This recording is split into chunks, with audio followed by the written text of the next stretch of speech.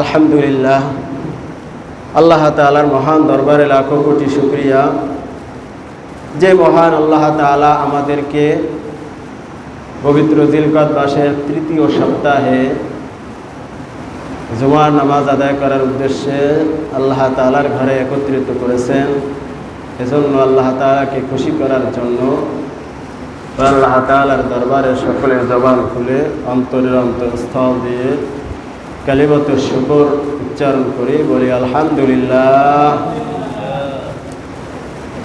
তো আজকে আলোচনা করব পৃথিবীর ইতিহাসে কোরবানি কখন থেকে শুরু হয়েছে।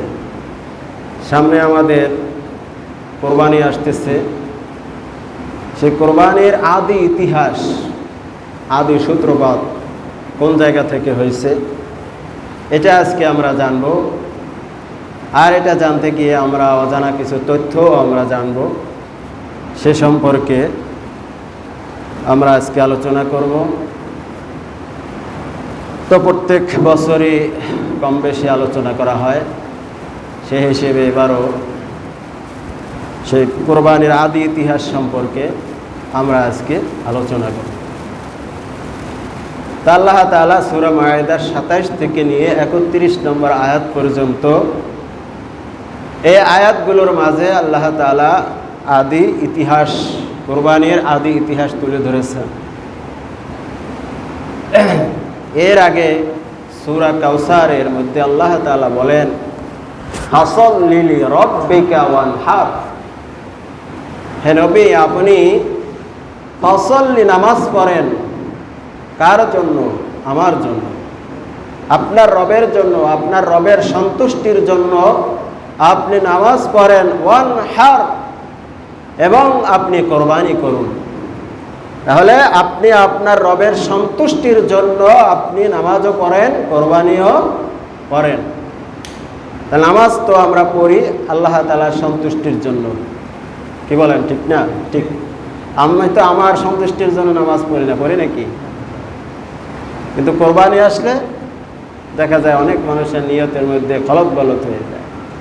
কেউ গোশত খাওয়ার নিয়তে, কেউ অন্যান্য নিয়তে কোরবানি করে ফেলে। তো নামাজ পড়ে যেরকমভাবে আল্লাহ রাব্বুল আলামিনের সন্তুষ্টির জন্য কোরবানিও করতে হবে আল্লাহ তাআলার সন্তুষ্টির জন্য। নামাজ পড়ে একথা কেউ বলে না যে আমি আমার জন্য নামাজ পড়লাম, বা আমার, হ্যাঁ এটা বলতে পারে যে আমার সওয়াব হয়েছে, কিন্তু আল্লাহ তাআলার সন্তুষ্টি যখন থাকে তখনই তো সওয়াব হবে। তো আল্লাহ তাআলার জন্যই করতে হবে। তো এই কোরবানি এটা আল্লাহ তাআলার জন্য যে করতে হবে, এটা অন্য আয়াতেও আল্লাহ তাআলা বলে দিয়েছেন, ইন্না সালাতি ওয়া নুসুকি ওয়া মাহইয়ায়া ওয়া মামাতি লিল্লাহি রাব্বিল আলামিন। ইন্না সালাতি, নিশ্চয় আমার নামাজ, ওয়া নুসুকি, আর আমার কোরবানি, ওয়া মাহইয়ায়া, আর আমার জীবন, ওয়া মামাতি, আর আমার মৃত্যু, সবগুলোই লিল্লাহি রাব্বিল আলামিন, আল্লাহ তাআলার জন্য। সবগুলোই হবে আল্লাহ তাআলার জন্য। আমার জীবন, আমার মরণ, সব কিছু আল্লাহ তাআলার জন্য। এজন্য আল্লাহ তাআলা বলেন, উতলু আলাইহিম নাবা বানাই আদম বিল হাক্কি ইয ক্বাররাবা কুরবানান ফাতুকব্বিলা মিন আহাদিহিমা ওয়া লাম ইউতাকাব্বাল মিনাল আখার। সূরা মায়েদার ২৭ নম্বর আয়াতে আল্লাহ তাআলা বলেন, আদম আলাইহিস সালামের দুই পুত্রের ঘটনা আপনি বর্ণনা করুন, যে দুই পুত্রের নাম হলো হাবিল এবং কাবিল। আল্লাহ তাআলা হযরত আদম আলাইহিস সালামকে এমন সিস্টেম চালু করে দিয়েছিলেন হযরত আদম আলাইহিস সালামের শরীয়তের মধ্যে, যেহেতু আগে আর কোনো মানব ছিল না, মানুষ ছিল না। হযরত আদম আলাইহিস সালাম প্রথম মানুষ, প্রথম মানব। হাওয়া আলাইহিস সালাম হলেন দ্বিতীয় মানব। সুতরাং এই দুইজনের মধ্য হতে, এই দুইজন থেকেই পরবর্তী বংশধর আল্লাহ তাআলা চালু করে দিলেন। কিন্তু আমাদের মতো না, হযরত আদম আলাইহিস সালামের শরীয়তে সিস্টেম ছিল হযরত হাওয়া আলাইহিস সালামের গর্ভ থেকে এক এক জোড়া ছেলে এবং মেয়ে ভাই বোন এক জোড়া সন্তান পয়দা করতেন। এক জোড়া সন্তান পয়দা করার পরে পরের বছর আরেক জোড়া সন্তান পয়দা করতেন। আবার তার শরীয়তে এই নিয়ম চালু ছিল যে প্রথম ঘরের মেয়ের সাথে পরবর্তী বছরের যে জোড়া ওই ছেলের সাথে বিবাহ বৈধ, কিন্তু যে জোড়ার সাথে আপন বোনের সাথে বিবাহ অবৈধ করে দিয়েছিলেন আল্লাহ তাআলা। এটা একটা ওই যুগের একটা শরীয়ত। হযরতে আদম আলাইহিস সালামের ওই শরীয়তে এটা বৈধ ছিল। হযরতে আদম আলাইহিস সালামের শরীয়তে এই সিস্টেম চালু করে দিয়েছিলেন আল্লাহ তাআলা। সেই অনুযায়ী ইতিহাসের মধ্যে পাওয়া যায় হাবিল এবং কাবিল। কাবিল হলো বড় ভাই, প্রথম বছরের সন্তান। আর কাবিলের যে বোন তার নাম ছিল ইকলিমা বা আকলিমা। এই আকলিমা ছিল যে আপন বোন, অত্যন্ত সুন্দরী। কিন্তু পরবর্তী বছর যে জোড়ার সন্তান হয়েছিল তার পুত্রের নাম হলো হাবিল, আর তার আপন বোনের নাম ছিল লাবুদা। তো নিয়ম অনুযায়ী আল্লাহ তাআলার নিয়ম অনুযায়ী আল্লাহ তাআলা তাকে যে শরীয়ত দিয়েছেন, বিবাহ বৈধ হওয়ার যে নিয়ম চালু করে দিয়েছিলেন, সেই অনুযায়ী কাবিলের ভাগে পড়ে যায় পরবর্তী বছরের যে মেয়ে লাবুদা। কিন্তু লাবুদা তো তেমন সুন্দরী ছিল না, এই কারণে কাবিল তার আপন বোনকে বিবাহ করার জন্য উদ্যত ছিলেন। এই নিয়ে বাদানুবাদ হয়ে গেল দুই ভাইয়ের মধ্যে। হাবিল বলতেছে আমি ওই আকলিমাকে বিবাহ করব, কারণ আমার জন্য এটা বৈধ। কিন্তু কাবিল বলল না, আমি তাকে বিবাহ করব। এই নিয়ে দুই ভাইয়ের মধ্যে বাদানুবাদ হয়ে গেল, তর্ক বিতর্ক হয়ে গেল। খবর চলে গেল হযরতে আদম আলাইহিস সালামের কাছে। হযরতে আদম আলাইহিস সালাম দুই ছেলেকে হাবিল এবং কাবিলকে ডেকে বললেন যে আল্লাহ তাআলা নির্দেশ দিয়েছেন, সুতরাং হে কাবিল, তোমার জন্য এই আকলিমা তোমার জন্য বৈধ নয়, এটা হাবিলের জন্যই বৈধ। তারপরেও হাবিল এবং কাবিল দুইজনে বাদানুবাদে লিপ্ত হয়েছিল। এই কারণে হযরতে আদম আলাইহিস সালাম তাদেরকে বললেন, দেখো আমার আর কোনো কিছু করার নাই, তবে একটি পদ্ধতি আল্লাহ তাআলার পক্ষ থেকে আমি বলতে পারি যে আল্লাহ তাআলা তোমরা দুইজন কোরবানি করো, যার কোরবানি কবুল হবে সে আকলিমাকে বিবাহ করবে। এখন আদম আলাইহিস সালাম তো এই শরীয়ত বলে দিলেন এবং এই নিয়ম বলে দিলেন যে এখন তোমরা কোরবানি করতে হবে। তো কোরবানি করারও সিস্টেম ওই শরীয়তে আমাদের মতো ছিল না যে পশুই কোরবানি করতে হবে। যে যার সামানা, যার যে সামানা, কেউ কৃষিকাজ করতে, একজন হাবিল পাওয়া যায়, হাবিল কৃষিকাজ করত, ধান গম এগুলো নিয়ে এগুলো পাহাড়ে রেখে দেবে। কোনো কোনো বর্ণনা আসছে পাহাড়ে রেখে দেবে, কোনো কোনো বর্ণনা আসছে যে কোনো একটা নির্দিষ্ট জায়গায় রেখে দেবে। আর কাবিলও ঠিক তার যে সম্পদ আছে এই সম্পদের একটা অংশ ওখানে রেখে দেবে। তা আল্লাহ তাআলার পক্ষ থেকে আসমান থেকে আগুন এসে যার ওই বস্তু, যার ওই সম্পদ পুড়িয়ে ভস্য ছাই করে দেবে, তার কোরবানি কবুল হয়েছে বলে বুঝতে হবে। হযরতে হাবিল কাবিল দুইজনে হযরতে আদম আলাইহিস সালামের দুই পুত্র, তাদের প্রত্যেকের কোরবানি পেশ করলো।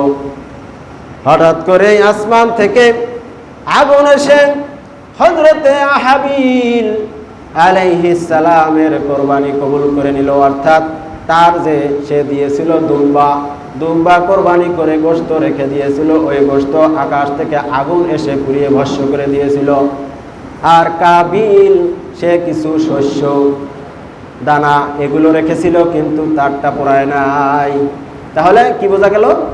বোঝা গেল এখন কাবিলের কোরবানি কবুল হয় নাই, অথচ কাবিল তার আপন বোন আকলিমাকে দাবি করেছিল আর তার কোরবানি কবুল হয়নি। তাহলে এখন মীমাংসা কি হয়ে গেল? মীমাংসা তো হয়ে গেল।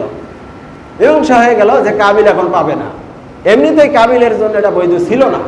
হযরতে আদম আলাইহিস সালামের শরীয়ত মতে এটা কাবিলের জন্য, কাবিল মনে রাখার জন্য সুবিধা আমাদেরকে আমাদের হুজুররা বলছিল যে হাবিল এবং কাবিল প্যাচ না লাগে যায়।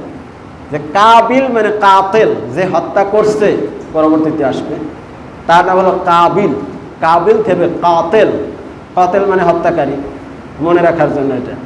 তো কাবিলের যখন কোরবানি কবুল হলো না, তখন সে জুলুম করে বসল।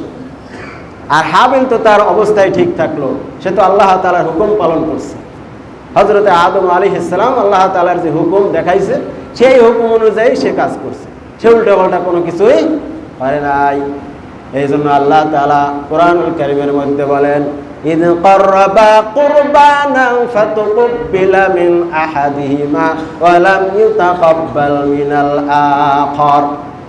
দুইজনে যখন কোরবানি পেশ করলাম, তখন একজনের কোরবানি আল্লাহ তাআলা কবুল করলেন, আর একজন ওয়ালাম ইউতাকাব্বাল মিনাল আখার, অন্যজনের তথা কাবিলের কোরবানি আল্লাহ তাআলা কবুল করলেন না। সাথে সাথে ক্বালা লা আকাতুলান্নাকা ক্বালা ইন্নামা ইয়াতাকাব্বালুল্লাহু মিনাল মুত্তাকিন। আল্লাহ তাআলা বলেন যে অন্যজনের কোরবানি কবুল হলো না, আর তখন কাবিল সে বলল লা আকাতুলান্নাক, হাবিলকে বলল, হে হাবিল, আমি তোকে হত্যা করব। এই যে শুরু হয়ে গেল অন্যায়, একজনের প্রতি আরেকজনে কি অবিচার, অন্যায়, জুলুম শুরু হয়ে গেল। কারণ একমাত্র হত্যা করলেই ঝামেলা শেষ, আমি পেয়ে যাব। তাহলে এই হত্যাটা কিসের জন্য হলো? হত্যাটা হলো নারী কেন্দ্রিক, একজন মহিলাকে পাওয়ার জন্য এই হত্যাটা। ইন্নামা ইয়াতাকাব্বালুল্লাহু মিনাল মুত্তাকিন। এক নম্বরে উত্তর দিয়েছে যে তোমার কোরবানি কবুল হবে কিভাবে? তুমি তো মুত্তাকি না। মুত্তাকিদের কোরবানি আল্লাহ তাআলা কবুল করে। ইন্নামা ইয়াতাকাব্বালুল্লাহু মিনাল মুত্তাকিন। মুত্তাকি যারা, তাকওয়া পরহেজগার, আল্লাহ ভীরু, আল্লাহকে ভয় করে, আল্লাহর হুকুম মানে, তাদের কোরবানি কবুল হয়। যারা মুত্তাকি না, তাদের কোরবানি কবুল হবে কিভাবে?